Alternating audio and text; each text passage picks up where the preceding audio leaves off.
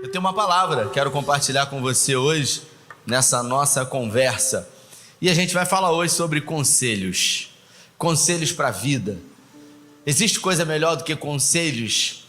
Conselhos que podem nos evitar muitos danos, conselhos que podem nos antecipar as promessas de Deus. A vovó sempre dizia que se conselho fosse bom, não se dava. Se alguém lembra aí, né? Você já deve ter ouvido isso também. E é curioso, né, pastor Juan, que conselhos a gente sempre escuta, na maioria das vezes não leva em consideração, e em algum momento da vida a gente quer aconselhar também as pessoas. E eu me lembro que talvez você também, quando pequeno, a sua mãe dava conselhos para você. A sua mãe, quem sabe, quando você saía, dizia para você assim: leva o casaco, pode fazer frio. E aí você pensava, ela não sabe de nada. E aí quando você estava lá na rua, de repente o frio chegava, e aí você falava assim: meu Deus, nem é que ela está certa mesmo, rapaz, que frio. E todas as vezes você nunca ouviu. Só que você cresceu, você casou, e agora você diz isso para os seus filhos, e os seus filhos não escutam, e você fica revoltada porque eles não te escutam. Essa menina não me escuta. Mas você não ouvia sua mãe, não é verdade? É exatamente assim a vida. Conselhos são coisas valiosas, e se a gente observar, Salomão, o homem mais sábio que já existiu, ele escreveu 3 livros. O primeiro livro que Salomão escreveu foi o livro de Provérbios. Quando ele escreveu Provérbios, ele era jovem, e foi um livro de conselhos. O segundo livro que ele escreveu foi o livro de Cantares, quando Salomão estava totalmente apaixonado. Se você ler o livro de Cantares, Caleb, você vai perceber que é até um pouco apimentado. Eu confesso que se você atentamente observar o livro de Provérbios, o livro de Cantares, em algumas traduções você fala assim: que é isso, rapaz? Esse negócio aqui que está na Bíblia aqui, esse negócio aqui parece isso não está mais para romance não, isso já passou de romance, isso aqui está meio erótico, porque o cara ali na Bíblia diz que vai fazer coisas que eu não posso falar aqui por causa do horário, não é verdade? Mas, e se você perceber, o último livro que Salomão escreveu foi o livro chamado do Eclesiastes. É conhecido como o livro mais mal-humorado da Bíblia, porque Salomão já não era mais um jovem. Salomão estava no final da sua vida, e ele desfrutou de muita coisa, de tudo aquilo. Tem um versículo do Eclesiastes que ele fala o seguinte: tudo o que os meus olhos desejaram, eu não neguei a eles. Meu Deus do céu, é mais ou menos o Neymar. Tudo o que o dinheiro pode comprar, eu tenho acesso a isso. Sim ou não? Não é verdade? Então, Salomão, ele disse: tudo que os meus olhos desejaram, eu não neguei a ele. E você sabe o que ele diz depois disso? Que isso ainda nunca produziu saciedade em seu coração. Então a gente acaba percebendo que os conselhos que esse homem chamado Salomão deixou para nós são conselhos muito importantes. Então, se você pode, abra a sua Bíblia aí, ou então o seu dispositivo eletrônico, seu smartphone, em Provérbios, o livro de Provérbios, no capítulo 3. Capítulo 3, versículos 5 e 6, diz assim a minha tradução: confie no Senhor de todo o seu coração, e não se apoie ou se estribe no seu próprio entendimento. Reconheça o Senhor em todos os seus caminhos, e Ele endireitará as suas veredas. Feche os seus olhos, se você pode. Pai, eis aqui a Tua palavra, e que pedimos que nessa noite, à luz da Tua palavra, com a ajuda do Teu Espírito Santo, o Senhor nos conduza a sermos instruídos segundo os conselhos do homem mais sábio que existiu, e que recebeu essa tamanha sabedoria vinda do Senhor. Que possamos sair daqui na certeza de que esses conselhos podem evitar sofrimentos, podem remir o tempo, e também podem nos fazer conquistar tudo aquilo que o Senhor já liberou através da cruz no Calvário nas nossas vidas. Nós te pedimos em nome de Jesus. Queridos, Provérbios 3, Salomão ele diz: confio no Senhor de todo o teu, diga, coração. Aí ele fala: e não se apoie no seu próprio entendimento. A primeira coisa que Salomão diz é que nós devemos confiar no Senhor de todo o nosso coração. E é curioso, porque aqui ele está dizendo, Glautinho, para que nós possamos confiar no Senhor e não no nosso coração. Ele diz: confio no Senhor de todo o seu coração, ou seja, se entregue totalmente a Ele. Mas na maioria das vezes, nós confiamos no nosso coração. Eu não sei se você já ouviu alguém falar isso. Se você ouviu e essa pessoa está perto de você, não olha, não olha. A pessoa normalmente ela diz assim: ai, eu estou sentindo no meu Deus, eu estou sentindo no meu coração. E aí a Bíblia diz que enganoso, lá em Jeremias, Marlon, enganoso e mais perverso do que todas as coisas é o coração do... Meu Deus do céu. E tem gente que está sentindo aonde? Meu Deus. Então diz para quem está do seu lado assim: Juliano, se for para sentir, não sinta no coração. Não sinta no coração. Porque se você sentir... E olha, outro dia teve uma jovem que veio falar comigo. Ela falou assim: pastor, eu vim aqui porque eu estou orando por um irmão aqui da igreja, um jovem também. E aí eu falei: poxa, que legal, que ótimo, né? E aí eu falei: quem é? Quando ela falou o nome do desmaiado, eu falei: sangue de Jesus. Eu falei: minha irmã, sabe, o cara desmaiado. E aí eu falei assim para ela: minha irmã, você já orou? Ela falou: pastor, eu estou sentindo no meu coração. E eu falei para ela: corre, minha irmã, sangue de Jesus tem poder. Eu falei: deixa eu abrir aqui em Jeremias. Eu acho que Deus me deu uma palavra. Jeremias diz que enganoso e mais perverso do que todas as coisas é o coração do homem. E na maioria das vezes, quando nós estamos diante de uma decisão, de uma tomada de atitude, de uma importante decisão que vai nortear os próximos dias, os próximos meses e os próximos anos da nossa vida, e a gente está numa dúvida entre o que fazer, a gente procura de alguma forma buscar Deus falar, e tudo o que a gente ouve é o silêncio de Deus, e é nesse momento que a gente tenta buscar no nosso coração, quando na verdade o texto diz: confie no Senhor de todo o seu coração e não se apoie no seu próprio entendimento. E aí o texto não para aí. Salomão ele diz assim: reconheça o Senhor em todos os seus caminhos. Você sabe o que Salomão está dizendo? Se o seu momento é bom agora, reconheça Deus aí nesse momento. Mas se você está vivendo um tempo de prova, de adversidade, de luta, de vento contrário, de deserto, procure reconhecer Deus também nesse lugar que você está vivendo, porque nós sempre reconhecemos Deus quando tudo está bom, quando a porta está aberta, quando a despensa está cheia, quando as contas estão pagas, quando tem dinheiro na conta. Mas Salomão ele diz: reconheça o Senhor em todos os seus caminhos. Então diga para quem está do seu lado, me ajude a pregar. Você consegue reconhecer Deus no momento que você está vivendo? Você consegue reconhecer? Você consegue ver Ele aí, nesse momento que você está passando? É difícil. Meu Deus, Senhor, onde Tu estás? Tem momentos que a gente acha que a gente não fala que Deus se esqueceu de nós, que a gente tem medo dele castigar a gente, né? Mas tem momento que a gente pensa mesmo: rapaz, não é possível, Deus meteu o pé. Nem Ele ficou nesse negócio aqui, nessa prova, e me deixou aqui nessa luta. Então, alguns conselhos aqui que eu gostaria de tratar junto com vocês nessa noite. E o primeiro conselho é: sem temor é impossível ser sábio. Se Salomão diz que nós precisamos ser sábios, buscar a sabedoria, ele já chega dizendo para nós que sem o temor do Senhor é impossível sermos sábios. E esse texto está em Provérbios 1:7, se você quiser anotar, diz o seguinte: para ser sábio é preciso primeiro temer ao Senhor. Ou seja, é impossível você ser sábio se você não temer a Deus.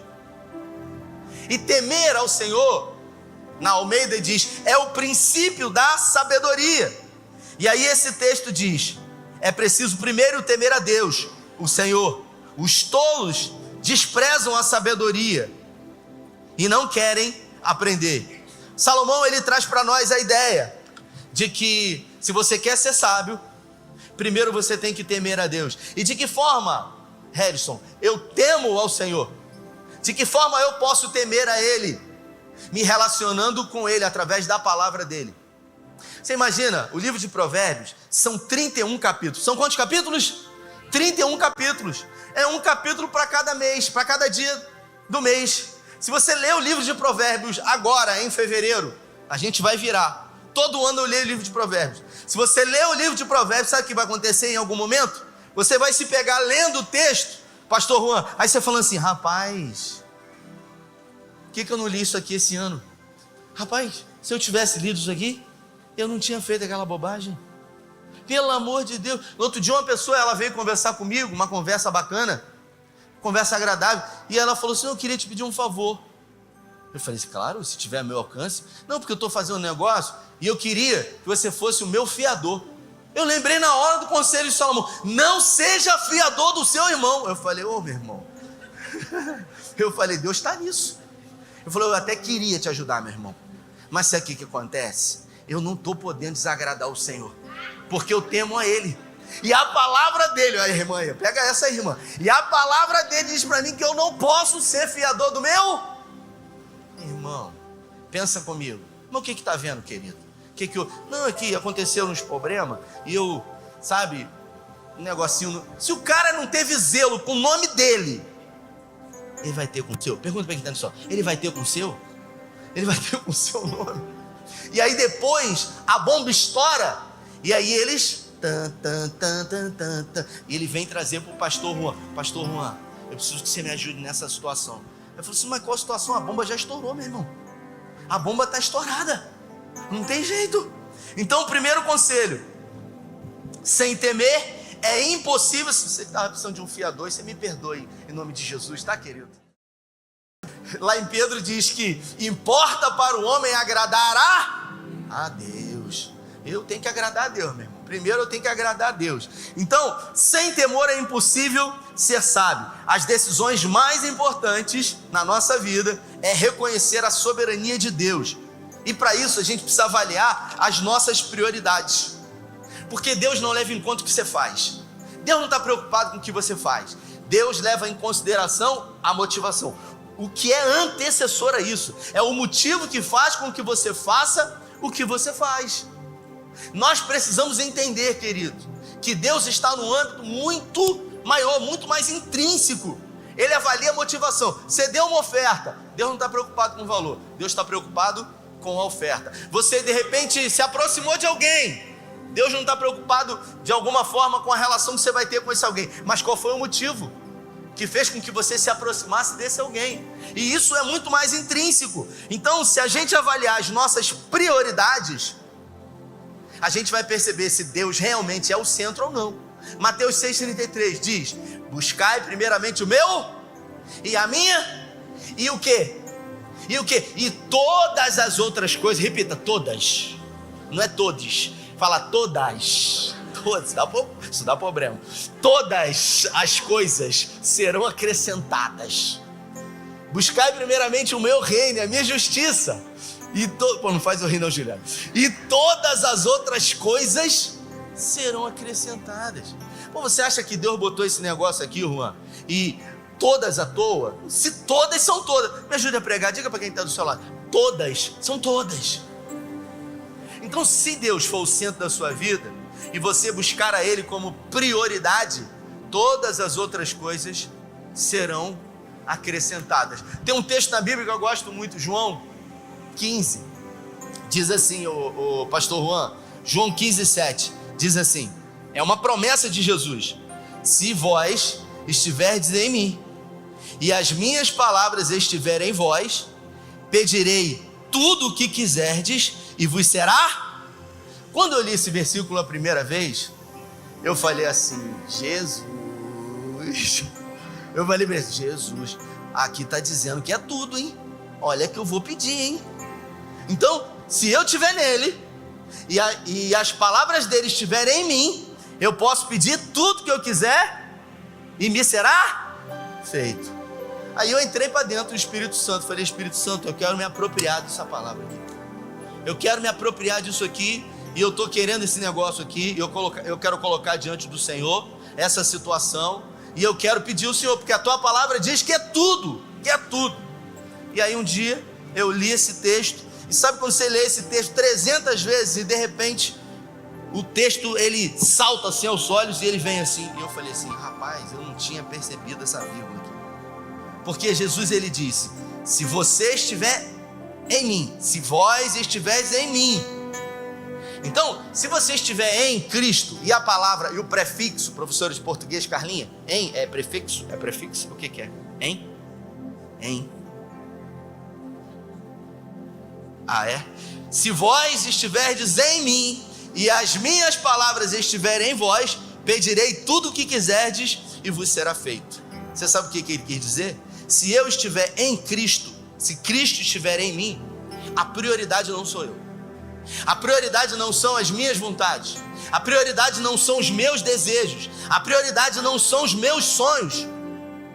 Então, todas as minhas vontades não são mais minhas, e sim as vontades dele. Se a palavra dele estiver em mim, se a palavra de Deus estiver em mim, querido, eu não penso em mim. Tudo o que eu faço pelo próximo. Então eu não posso pedir nada para mim, se a palavra dele estiver em mim. Aí eu falei: então deu ruim mesmo. Esse negócio que eu estava querendo pedir ao Senhor aqui não vai funcionar. Porque se vós estiverdes em mim e as minhas palavras estiverem em vós, pedirei tudo o que quiserdes e vos será feito. Então esse tudo não se refere a você. Você já viu algum profeta na Bíblia ele ser beneficiado pelo dom que Deus deu a ele, direta ou indiretamente? Eu estou falando de homem de Deus. Nunca. Eliseu, por exemplo, o carroceiro que estava lá e que de alguma forma manifestou proezas na vida de outras pessoas, de alguma forma ele foi beneficiado por essas pessoas? Não. Quando Naamã foi lá no profeta, e aí o profeta estava o Naamã estava com ouro, com prata, com vestidos, e quis entregar para o profeta nem recebeu ele, falou: meu irmão, manda ele tomar banho no Rio Jordão.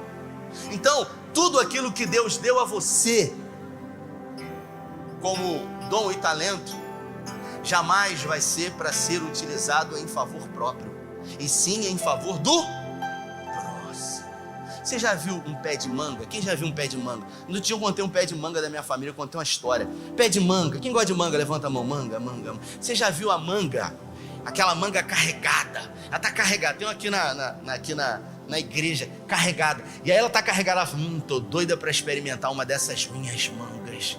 A hora que eu parar embaixo desse meu pé, de mim mesmo, eu vou chupar. Não, a manga, ela não experimenta do fruto dela mesma. Ela serve aos outros. Então aquilo que Deus deu a você, não deu para você, deu para o próximo. Meu Deus, é forte isso, hein? É forte isso, hein? Então, eu estava pensando que esse talento, que esse dom, que de alguma forma ele pode... Não, quando você começa a compartilhar e dar para o outro, através disso você é abençoado. O Simon Sinek, ele conta na experiência, o Douglas Gonçalves falou isso no podcast, ele fala sobre alguns hormônios do bem-estar que são liberados na vida do ser humano, quando de alguma forma, sem nenhuma pretensão, ele faz um ato de serviço pelo próximo. Aí o Simon, ele conta, ele escreveu isso também em um dos seus livros, ele conta que um homem ele fez um experimento, ele parou no drive-thru de uma cafeteria, e aí ele pediu o café dele, e ele disse o seguinte: tô vendo que tem uma moça aqui atrás, então eu queria pagar um café para ela, pode pagar um café para ela aí, e aí você vai dizer para ela que ela é muito amada. E o cara foi embora, ele não conhecia ela, não sabia quem era, simplesmente ele pagou o café dele, e ele disse: eu queria que você pagasse o café para essa moça que está no carro de trás. E ele foi embora, e quando ele foi embora, ele sentiu uma alegria, ele sentiu, sabe, um gozo, um prazer, porque de alguma forma ele fez uma boa ação para alguém que ele não conhecia, mas que se sentiu muito bem com isso.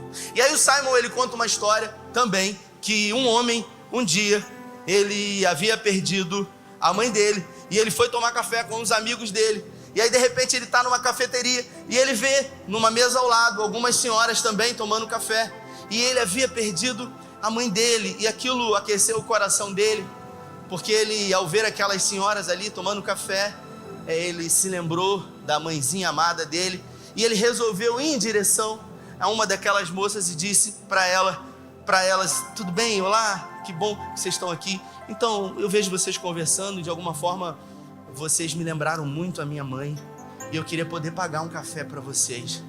Uma daquelas senhoras, ela se levanta, e ela vai na direção dele, e ela diz para ele: eu queria te dar um abraço, eu posso?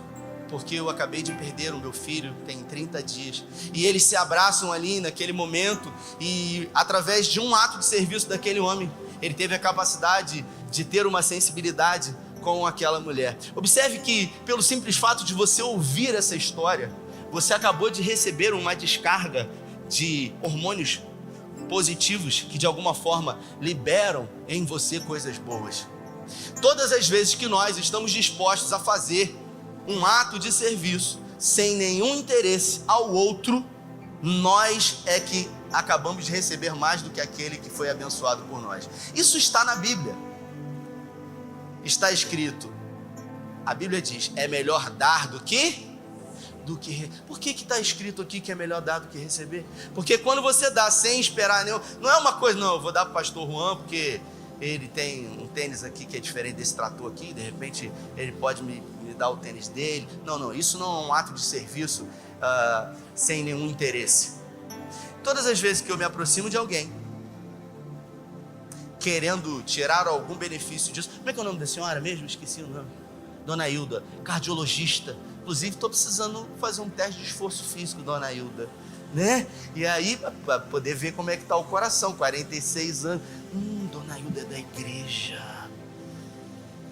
Dona Hilda, tudo bem? Como é que a senhora está? Como é que estão as coisas? Graças a... A senhora atende aonde? Falar nisso, a senhora atende aonde mesmo? Sabe como que é o nome disso?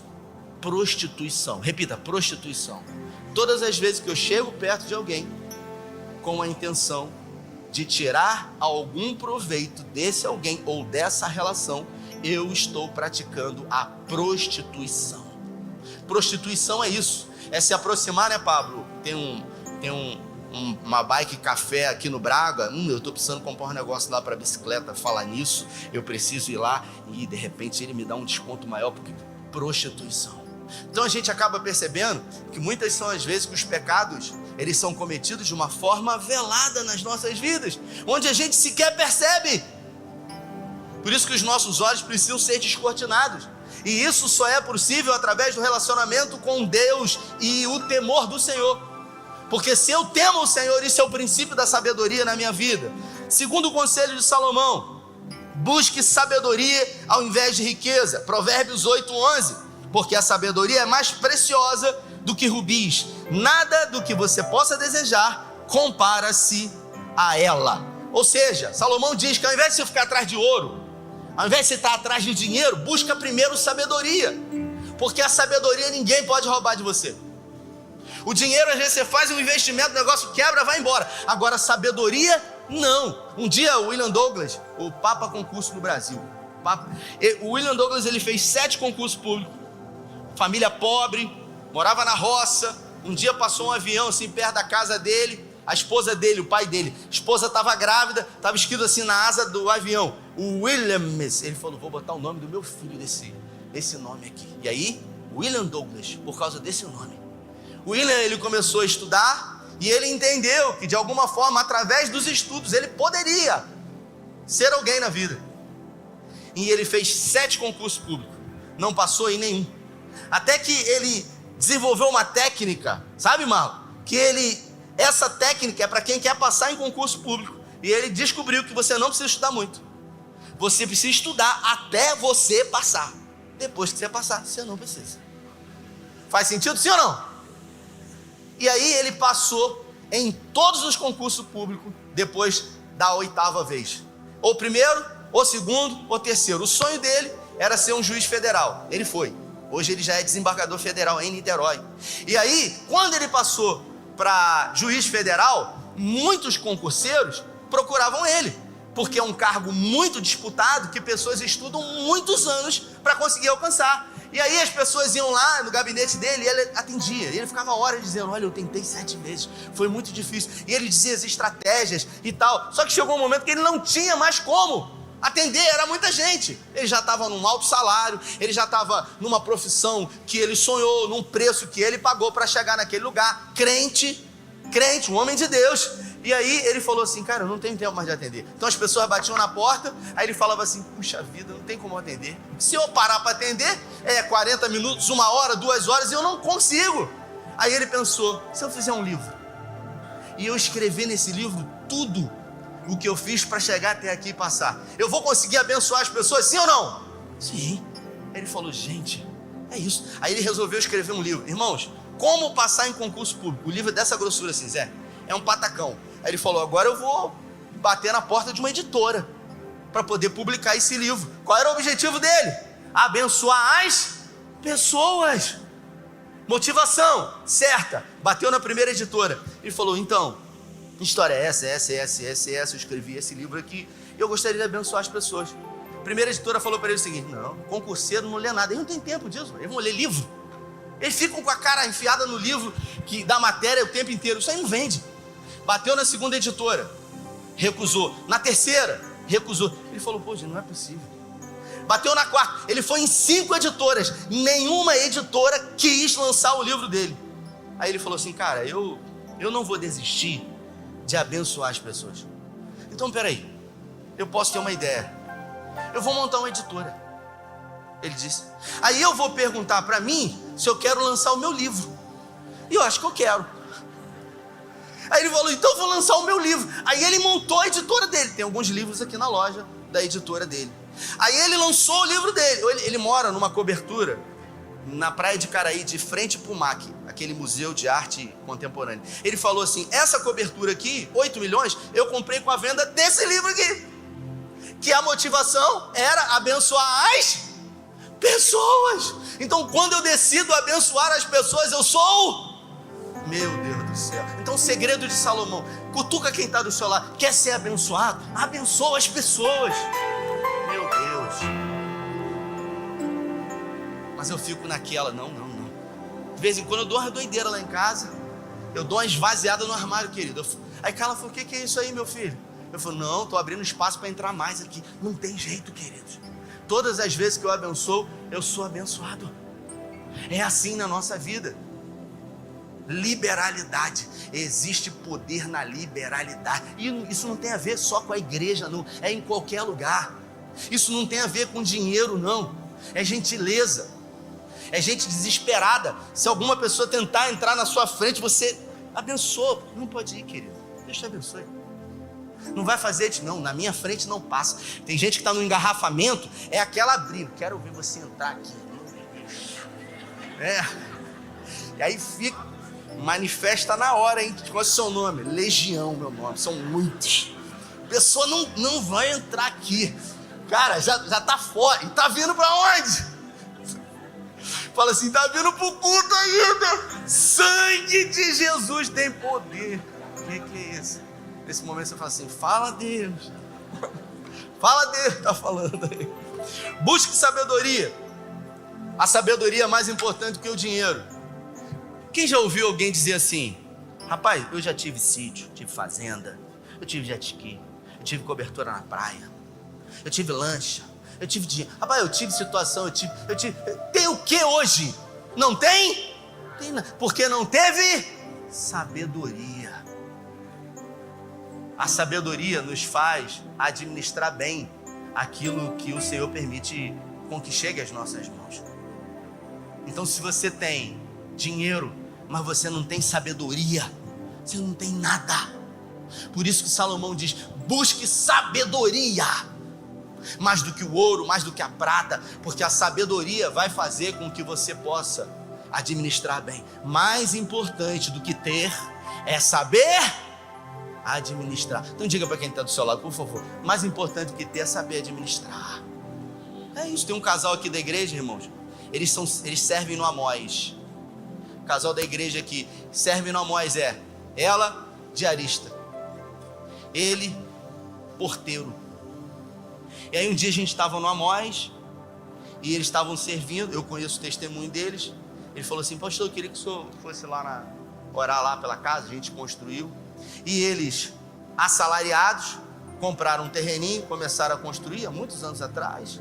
Aí construíram a primeira, construíram a segunda, aí com o dinheiro dos aluguéis construíram. Aí eu fui dar um testemunho. A gente estava no Amós lá na cozinha, que eu fico mais na cozinha no Amós, não sei porquê, estou lá no lugar do manto. E aí eu falei assim: eu queria dar um testemunho aqui. O casal, tempo esgotado, gente, pelo amor de Deus, treinando no início do esboço aqui. Aí a gente lá no Amós, aí eu falei: ó, queria que honrar esse casal aqui. Eles estão com 8 kitnetzinhas. Aí ele falou: não, pastor, é apartamento, não é kitnetzinha não. Aí eu falei: desculpa, são 8 apartamentos que eles construíram. E aí você olha para os dois, nos finais de semana, quem era servente de pedreiro, para o pedreiro fazer a edificação, era a mulher e o marido. Mas conseguiram vencer. Sabe por quê? Porque souberam administrar. Porque de alguma forma a prosperidade de Deus, a Bíblia fala, não acrescenta dores na nossa vida. Não tem a ver quanto você ganha, querido. Tem a ver da forma como você se relaciona com o dinheiro.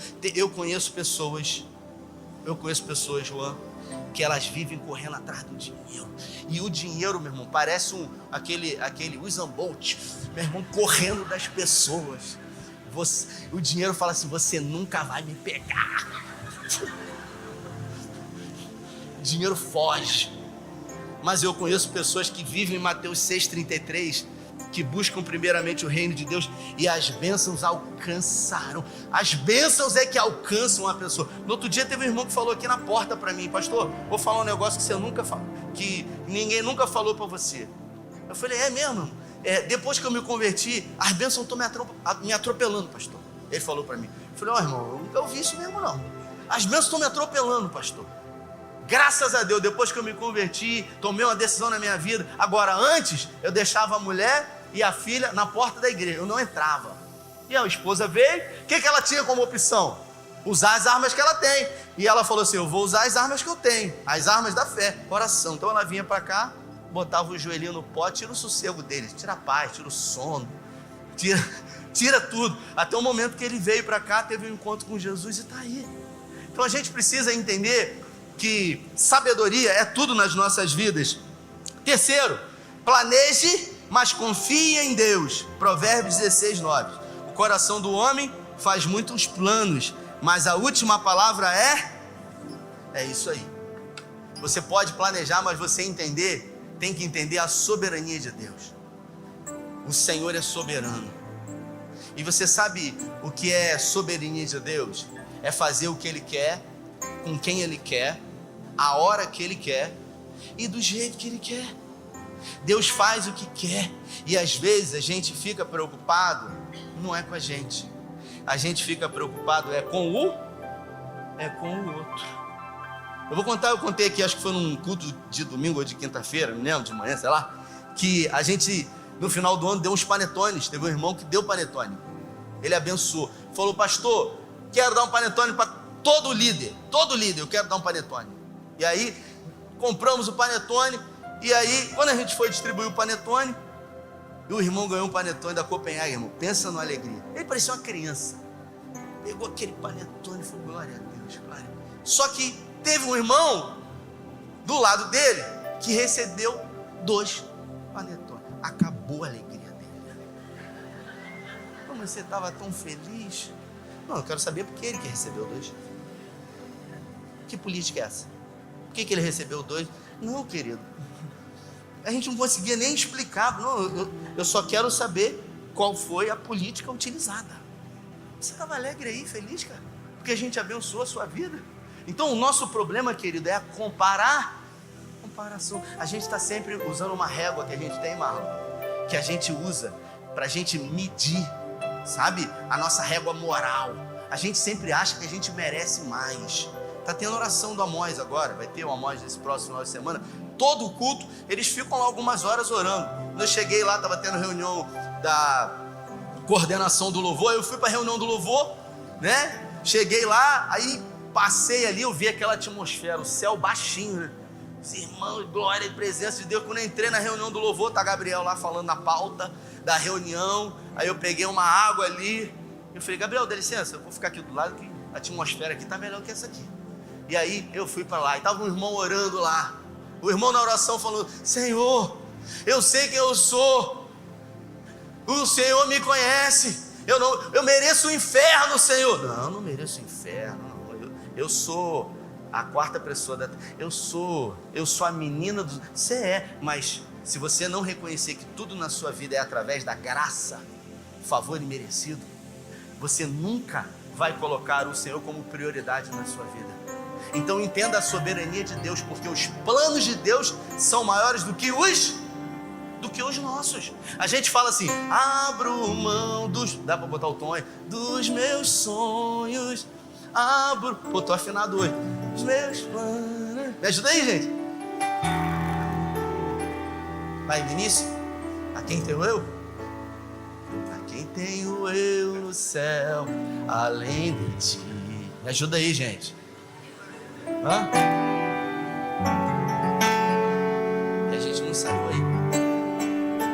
Faz assim com a cabeça, você é a hora que eu entrar, pô. Sou eu. A gente fala assim, abro mão dos meus planos. Abre mão dos seus planos pra você ver. É bom abrir mão de plano? É bom? Hã? Aí você fala assim, Senhor, eu quero viver os seus sonhos. Qualquer sonho e vontade diferente da que você quer é boa? Não é. Tô doido pra comer um hambúrguer. Tô doido pra sair daqui e comer um hambúrguer. Aí Carla fala assim pra mim, vamos pra casa, a gente come um ovo num pão. Eu falei, não quero comer ovo num pão. Eu quero comer hambúrguer. Eu quero aquele gourmet, 180 gramas, aquele blend de carne, aquela maionese de... Não, eu não quero isso. Então se Deus falar para você, não, você vai comer pão com ovo. Então você precisa entender a soberania de Deus. Se Ele não for o centro da sua vida, nenhum lugar vai ser bom, perfeito e agradável para você. Quarto, seja constante e intencional. Isso aqui vai doer, hein? Diga para quem está do seu lado assim, vai doer. Mas eu confesso que eu já estou avisando. Vai doer isso aqui. Mas ainda bem que está na Bíblia, né? Provérbios 6 até o 8. Observe a formiga, ó preguiçoso. Meu Deus. Reflita nos caminhos dela e seja sábio. Ela não tem chefe, nem supervisor, nem governante, e ainda assim armazena as suas provisões no verão, e na época da colheita ajunta o seu alimento. Toda mudança de vida vai exigir de nós esforço e disciplina. A gente quer uma mudança de vida sem pagar um preço de um esforço e uma disciplina. Aí Salomão disse isso aqui: vai ter com a formiga, ó preguiçoso. Observa ela trabalhando, não tem ninguém tocando ela como caixa. Bora, não tem ninguém cobrando ela. Um dia eu vi um Reels no Instagram, o cara fez uma maldade, pegou um pedaço de bolo e botou assim, uma formigazinha veio.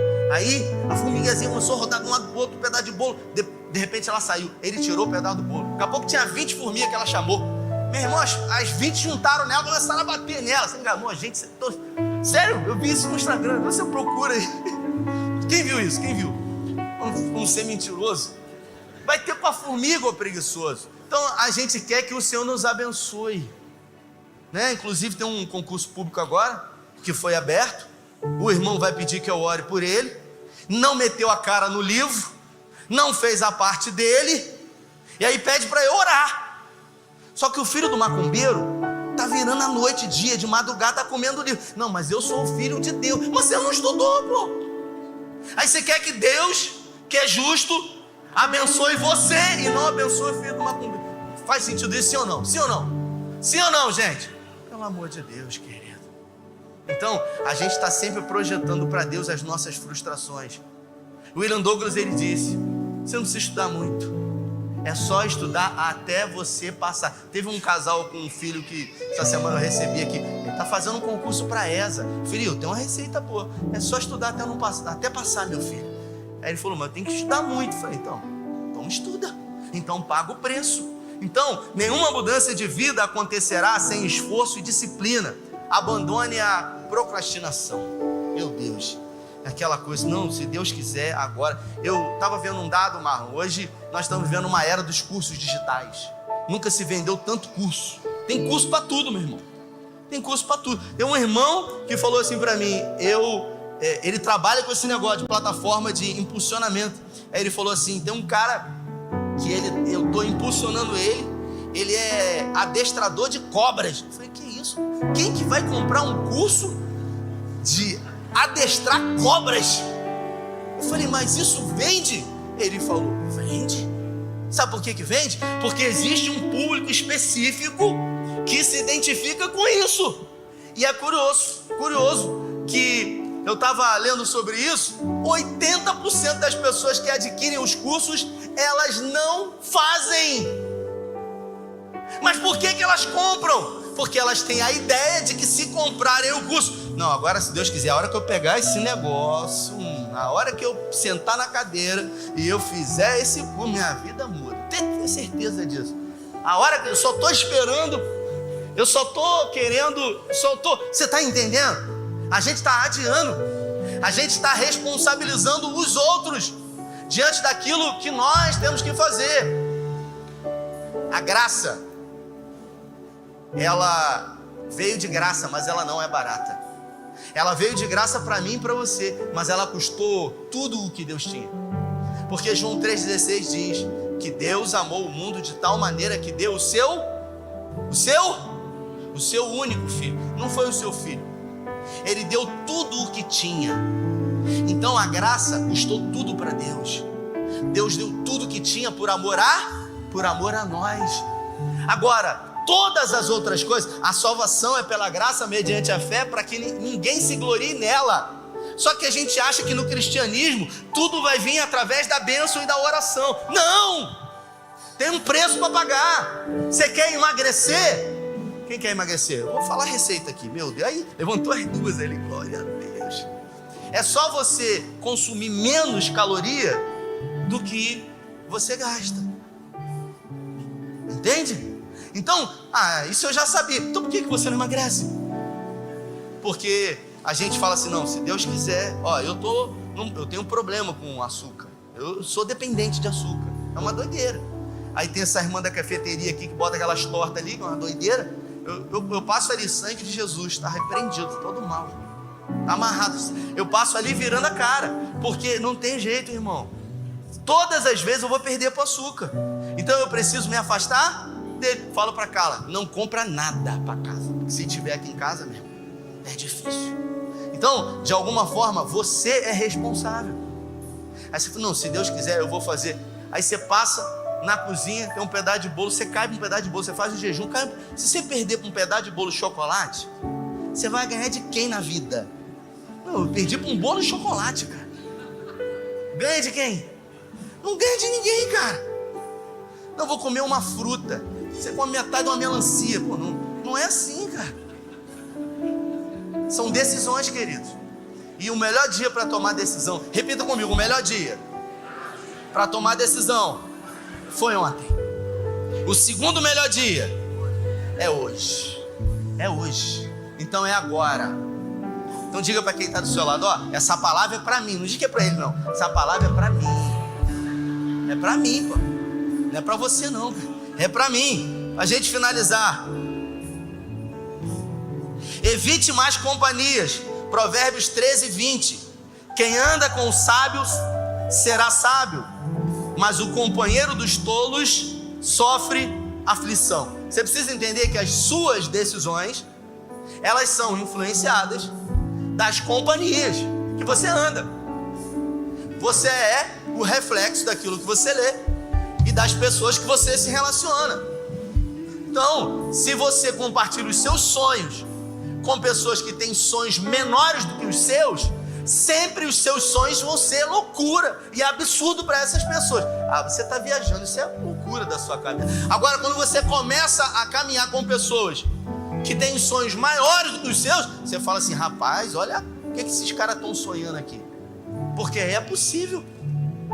Então a gente acaba percebendo, queridos, não sou eu que estou dizendo aqui, não, o pastor está coach hoje. Não, é a palavra de Deus. Foi Salomão que disse isso. Você precisa avaliar. Mas fulano é tão... eu gosto tanto de estar com fulano. Tudo bem. Mas no que diz respeito a um crescimento na sua vida, vai influenciar. Tem pessoas que são para uma fase da nossa vida. E tem pessoas que não vão comportar para uma outra fase da nossa vida. Pode continuar o relacionamento de amizade. Agora, para andar junto é incompatível com aquilo que você vai viver. Se você anda com pessoas carnais, você inevitavelmente é uma pessoa carnal. Se você anda com pessoas espirituais, é inevitável você se tornar uma pessoa espiritual. Se você está em algum grupo de WhatsApp com pessoas de algum lugar que têm conversas e que mandam mensagens ou vídeos, inevitavelmente, querido, você está sendo conivente com isso. Quantas vezes eu chego num lugar e às vezes fora da igreja e as pessoas estão conversando e aí eles falam assim: chegou. O assunto morre. Por quê? Porque eu não compartilho. Porque de alguma forma eles se constrangem. Por quê? Porque eles entendem. Agora, vem cá que eu vou te contar uma. Esse aí adora, esse aí gosta, esse aí, pelo amor de Deus, mano. A Bíblia fala que nós nascemos para ser sal e luz. A luz, ela dissipa as trevas. O sal, você sabe qual é a finalidade do sal? Na época, né, Zé? Onde não tinha energia elétrica, geladeira, o sal ele conservava os alimentos. Mas o sal ele também dá sabor. Imagina você fazer um churrasco. Se fizer, me chama. Lá na sua casa, um churrasco de picanha, essas carnes aí que estão dando um monte de nome, que é as mesmas, só botaram um monte de nome. Steak, não sei de que, é tudo a mesma carne. Ou tem uma carne que nasceu nova do boi, é a mesma carne, né? Carne é carne. E aí, você me chama para comer lá na sua casa, Zeca. E aí eu vou lá, aí Zeca vai, ele resolve salgar só no final. Aí ele corta e esquece de salgar, aquela carne macia, picanha. Me dá, eu provo. Tá horrível isso aqui. Agora você coloca o sal nela. Aí você experimenta. Fez toda a diferença. E você observa que o sal, quando ele é colocado na carne, ele faz toda a diferença, mas ele sequer é visível. Mas ele está ali, e se ele não estiver ali, ele faz toda a diferença. Você nasceu e foi projetado por Deus para ser sal. E qual é a finalidade do sal dentro de um saleiro como esse? O sal, ele faz diferença onde? É na carne. Eu recebi uma turma do Conectar aqui, a gente se reuniu e eu falei para eles: a gente mora numa cidade de veraneio, pô. Seus parentes aí, lá de São Gonçalo, de Niterói, de Nova Iguaçu, vem tudo para tua casa, eu disse. Vem no Réveillon, só vai embora depois do Carnaval, aquela coisa de doido.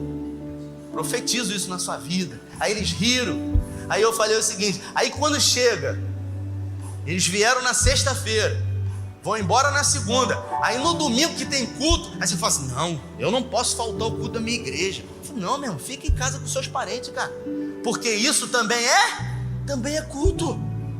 Não fique enfurnado dentro da igreja. Não posso faltar. Se eles quiserem vir para a igreja, ótimo. Agora, se eles não forem cristãos, você tem que ficar com eles lá na churrasqueira, porque de alguma forma eles vão pensar: peraí, mas não vai para a igreja? Não, isso aqui é culto também. Porque a igreja não pode ser um ambiente que afasta os seus parentes de você. E quantas vezes a igreja afasta as pessoas? Peraí, mas eu não tinha parado para pensar nisso. Você não vai deixar de ser crente porque você não veio ao culto. Você vai dar o testemunho lá com os da sua família. Porque a Bíblia fala que quem não tem cuidado com os seus, e principalmente com os da própria casa, negou a fé e é pior do que o infiel, o incrédulo. Para finalizar, a gente avançar. Isso aqui é forte também, meu Deus. Diga para quem está do seu lado assim: essa também é forte. Diga, me ajude. Provérbio 18, 21. Controle a sua língua. A língua tem o poder de vida e de morte. Os que gostam de usá-la comerão do seu fruto. De que forma eu tenho usado a minha boca? Porque uma fonte não pode jorrar água doce e água amarga. Então você precisa entender que a sua boca, ela vai reverberar aquilo que está dentro. Você acorda de manhã já reclamando, você acorda questionando o tempo inteiro, você só tem palavras de maldição, maledicência, mentira. Essa boca, de alguma forma, é um instrumento do diabo. A murmuração, você sabe o que é murmuração? É reclamação. A murmuração é para o diabo aquilo que a adoração é para Deus. Quando a gente reclama, se a gente tem Deus como Pai soberano nas nossas vidas, e a gente está vivendo um momento difícil, e nós estamos no centro da vontade de Deus, e a gente resolve reclamar disso, é como se a gente estivesse dizendo para Deus: se eu estivesse no seu lugar, eu estava fazendo diferente com a minha vida. Sim ou não? Sim, pô. Deus perde o controle? Deus mente? Deus muda? Deus falha? Mas fiel é o Senhor. Quando permite ou produz a tribulação, Ele envia o escape. Agora a todo momento você diz: não, eu estou a ponto de explodir. A minha mãe que me criou, eu vivia sobre ameaça. Não sei se você é assim também na sua casa, mas você é terrível aqui. Um dia eu vou sumir dessa casa. Eu falava assim: meu Deus, ela vai para onde? Eu ficava desesperado. Quem já ouviu isso da mãe? Um dia eu vou sumir no mundo. Eu falava assim: ela vai para onde? E minha mãe já me abandonou. Se eu perder essa segunda, eu estou morto. Aí tem gente cutucando aí, tá vendo? Você não pode falar isso. Então que a sua boca, que a minha boca possa ser um canal de bênção. Você não sabe o que fazer? Ora, todas as vezes na minha vida que eu não soube o que fazer, e muitas foram as vezes. Teve um momento da minha vida decisivo, Juan, que eu precisei tomar uma decisão, e eu procurei 2 homens que eu considero homens de Deus. 2 homens de Deus. E eu falei: esses caras vão me dar um conselho. Vou até falar aqui quem foi. O primeiro cara que eu procurei foi o Luciano Subirá. Eu falei: Luciano, rapaz, eu estou vivendo uma situação, eu preciso que você me ajude aqui. E eu falei: pô, esse cara tem uma experiência, cara. Esse cara tem um lastro de vida. Com certeza o cara vai falar para mim. Eu falei: Luciano, a situação é essa. Eu estou preocupado, isso tem tirado meu sono, tem tirado a minha paz. E ele fez algumas perguntas. Aí depois ele falou assim para mim: então, Rafael, é como se eu tivesse pegado a caneta e o papel. Eu falei: agora ele vai falar, ele vai dizer a receita, ele vai dizer o conselho. Aí ele falou assim: então, Rafael, você vai precisar ouvir Deus nessa situação. Pois é, mas eu estou tentando, só que ele não fala nada, eu só escuto o silêncio de Deus. Aí ele falou: pois é, mas você vai ter que ouvir Deus nessa situação. Eu falei: pô, cara, se você estivesse no meu lugar, você faria o quê? Então, se eu estivesse no seu lugar, eu buscaria ouvir Deus. Aí eu fui pro segundo. Falei: não é possível. Aí eu fui para Demar. Falei: paizão, eu tô com uma situação aqui. Ele só vive me chamando de filho. Falei: você me chama de filho, vou te chamar de pai agora. Falei: paizão, eu tô com uma situação aqui. A situação é essa. A gente fez uma videochamada e eu queria submeter isso, queria que você me ajudasse e tal. Aí ele falou: então, você vai precisar buscar o Senhor e ouvir Ele nessa situação. Eu falei: pô, vocês combinaram? Não é possível. Porque homens e mulheres de Deus não dizem para as outras pessoas o que elas têm que fazer. Eles orientam para que essas pessoas busquem o Senhor através da sua palavra. Porque é a palavra de Deus que é lâmpada para os nossos pés, é ela que é bússola para a nossa vida, é ela que é luz para os nossos caminhos. Teve um menino aqui embaixo, um dia desse, um amigo meu de infância, gosto muito. A esposa convertida e está vendo com o filho e tal, e aí ele não é cristão, e aí ele falou assim: cara, perdi a minha mãe, foi criado num casamento que houve um divórcio, ele muito jovem, perdi a minha mãe. Ele disse para mim, aí ele falou assim: perdi a minha mãe. Ele falou assim: eu só não tirei, ele falou no cantinho comigo, eu só não tirei a minha própria vida por causa dele, por causa do filho. Ele falando. Falei: caramba, forte isso. Aí o menino em algum momento disse para mim assim: pastor, eu fico pedindo para o meu pai parar de fumar, porque eu não quero que ele fume. Aí eu falei para ele assim, em algum momento, falei: pô, pai, seu filho disse que ele quer que você pare de fumar, é um pedido do seu filho. Pois é, cara. Aí eu falei assim: você seria capaz de morrer por ele? Se o coração dele parar e descobrir que tem compatibilidade, você é capaz de morrer por ele? Ele falou: sou. Mas você não é capaz de viver por ele? Então a gente é capaz de morrer pelo outro, mas não é capaz de viver em favor do... Faz sentido isso, sim ou não?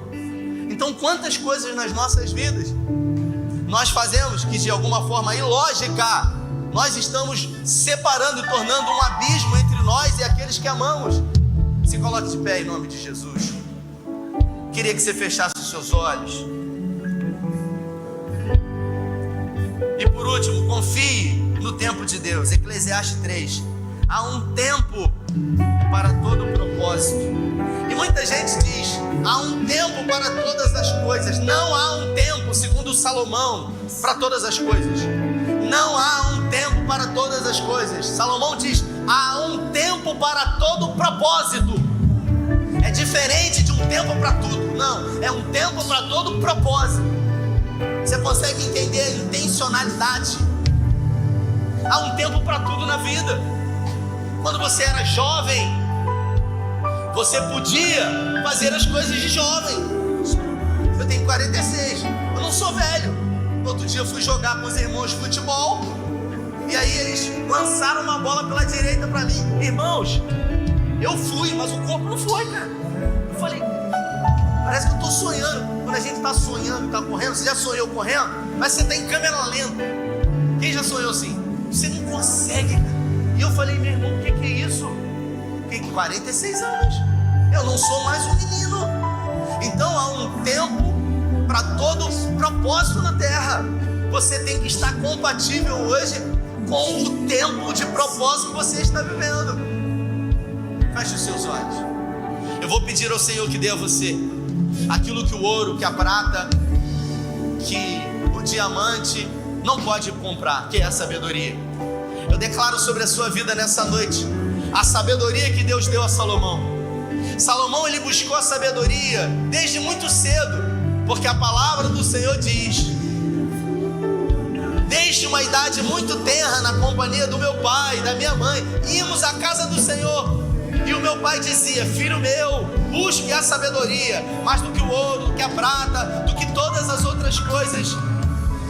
Eu declaro sobre a sua vida a sabedoria vinda de Deus. Assim como Ele deu a sabedoria para Salomão, receba a sabedoria para você saber e discernir o tempo certo de falar e de calar, de guerrear as guerras da forma correta, usando as ferramentas corretas, a oração, a perseverança. Que você receba do alto agora uma paz que vai além da sua compreensão humana. Todo desassossego de alma, toda alma angustiada, inquieta, eu declaro agora, toda alma cansada, uma paz vinda do céu sobre a sua vida. Eu declaro agora que Deus vai liberar sobre você dons, talentos, para que você possa multiplicar. Deus possa dar a você um discernimento espiritual, para discernir o modo, o tempo, assim como a Bíblia fala sobre a tribo de Sacar, que sempre sabia o modo e o tempo de se posicionar. Que Deus dê a você isso nessa noite. Que essa sabedoria possa te levar muito longe. Que essa sabedoria possa fazer você administrar bem tudo aquilo que Deus tem colocado diante das suas mãos. Que Deus dê a você aquilo que um dia Ele deu a Salomão. Porque se Deus fez uma vez, Ele pode fazer de novo. Pai, em nome de Jesus, faz outra vez nessa noite. Nos dê sabedoria para esse ano 2025. Declaramos que esse ano será diferente. Que esse ano poderá ser um ano que vamos viver em um ano aquilo que não vivemos em 10. Sim, nós cremos que é possível, mas também estamos dispostos a viver e vencer os desafios compatíveis com todas as conquistas que virão. Eu declaro sobre a sua vida que Deus dará a você a fé que deu a Abraão, uma fé contra a esperança, capaz de crer não com os olhos naturais, mas com uma visão espiritual, uma visão além do alcance natural. Que Deus dê a você essa fé, que Deus dê a você a capacidade de ser resiliente, como Josué, que mesmo tomado de medo, decidia acreditar e andar sobre uma palavra de Deus. que nos dias maus você possa reconhecer o Senhor em todos os momentos da sua vida, que Deus possa ser refrigério nos momentos de guerra, de pressão, que Deus possa fazer de você uma bênção, que você possa abençoar pessoas e através daquilo que você faz na vida de pessoas, o Senhor possa liberar a bênção sobre a sua vida, sobre a sua casa, sobre a sua família. Eu declaro que a partir de hoje a sua boca será um manancial de água viva, onde você produzirá vida e não morte. Você sairá dos seus lábios o perfeito louvor. Eu declaro que nos dias maus você dirá: o Senhor é comigo, mas nos dias bons você dirá também: Ele é comigo, a bondade do Senhor está comigo. Eu declaro sobre a sua mente, coloca a mão na sua cabeça. Eu declaro sobre a sua mente pensamentos blindados. Você não terá pensamentos de autossabotagem.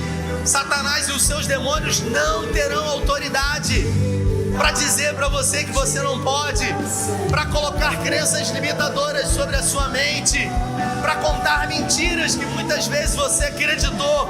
Eu declaro sobre a sua vida uma mente saudável, uma mente de Cristo. Eu declaro uma metanoia, uma expansão de entendimento na sua mente.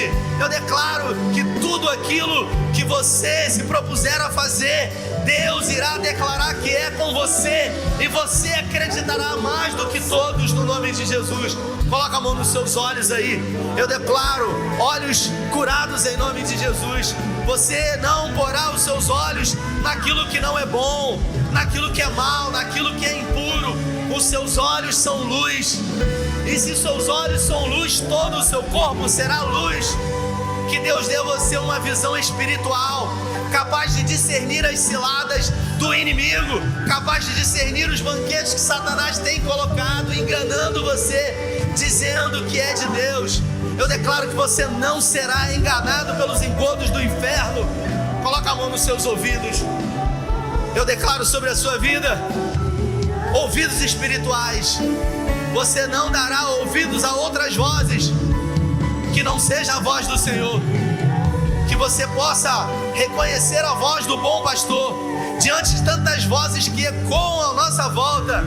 A voz do Senhor, que é como um som de muitas águas, possa ser clara, limpa e nítida, para que você possa tomar decisões na sua vida pautados no Senhor. Que Deus dê a você a capacidade de escutar, inclusive o silêncio de Deus, porque o silêncio de Deus fala muito. O silêncio de Deus nos faz esperar nele, nos faz depender dele, nos faz confiar nele, nos faz não nos precipitar. Eu declaro isso sobre a sua vida. Eu declaro pelo poder do nome de Jesus uma mente saudável, olhos saudáveis, um coração saudável. Coloca a mão no seu coração. A tua palavra diz, Senhor, que o coração é enganoso e mais perverso do que todas as coisas. Por isso eu te peço, toma o nosso coração, assim como Davi disse nos Salmos: dá-me, vê se há em mim algum caminho mau, e dá-me um coração igual ao teu. Nós queremos, Senhor, que o Senhor tire todo o coração de pedra e coloque um coração de carne. Nos dê um coração igual ao teu, capaz de amar aqueles que nos perseguem, capaz de ter misericórdia daqueles que de alguma forma tentam nos difamar. Que nós possamos ter compaixão, misericórdia sobre aqueles que estão contra nós. Eu declaro que Deus dará a você isso agora, pelo poder do nome de Jesus. Guarda a nossa casa, Senhor, os nossos filhos, e que ainda essa semana grandes coisas possamos desfrutar da parte do Senhor. Oramos com fé, agradecidos, em nome do Pai, do Filho e do Espírito Santo. Se você crê e recebe, dê a melhor salva de palmas ao Senhor. Vai em paz.